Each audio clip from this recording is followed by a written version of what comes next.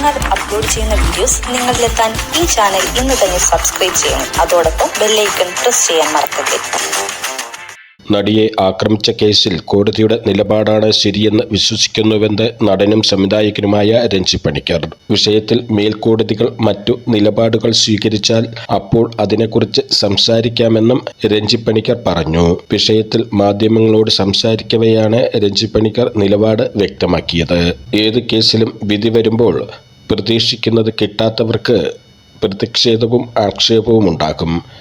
WCCയുടെ പ്രതിഷേധം സ്വാഭാവികമാണ്. ഗൂഢാലോചന തനിക്കെതിരെ നടന്നു എന്ന് ദിലീപും പറയുന്നുണ്ട്. ഗൂഢാലോചന വ്യക്തമാക്കേണ്ടത് അവരാണ്, ഞാനല്ല. ഗൂഢാലോചന തെളിയിക്കപ്പെട്ടിട്ടില്ല എന്നാണ് കോടതി പറയുന്നത്. അതിലും വലിയ വിവരങ്ങൾ എനിക്ക് കിട്ടിയിട്ടില്ല. ഞാൻ ഈ കേസിൽ കോടതിയുടെ നിലപാടാണ് ശരി എന്ന് വിശ്വസിക്കുന്നത്.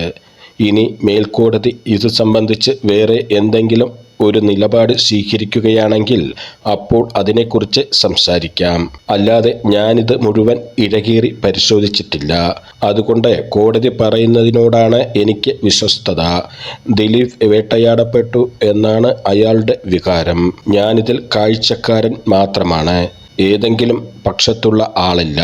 ദിലീപ് കുറ്റവാളി അല്ല എന്ന് കോടതി പറയുമ്പോൾ അയാൾ കുറ്റവാളി ആകാതെ ശിക്ഷിക്കപ്പെട്ടു എന്നൊരു വികാരം അയാളിൽ ഉണ്ടായതിൽ തെറ്റ് എന്ത്?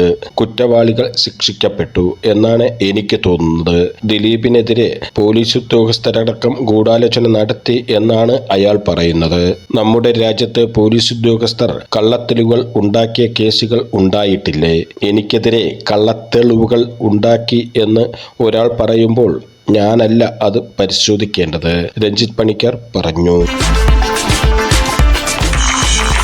ഞങ്ങൾ അപ്ലോഡ് ചെയ്യുന്ന വീഡിയോസ് നിങ്ങളിലെത്താൻ ഈ ചാനൽ ഇന്ന് തന്നെ സബ്സ്ക്രൈബ് ചെയ്യണം. അതോടൊപ്പം ബെല്ലൈക്കൺ പ്രസ് ചെയ്യാൻ മറക്കരുത്.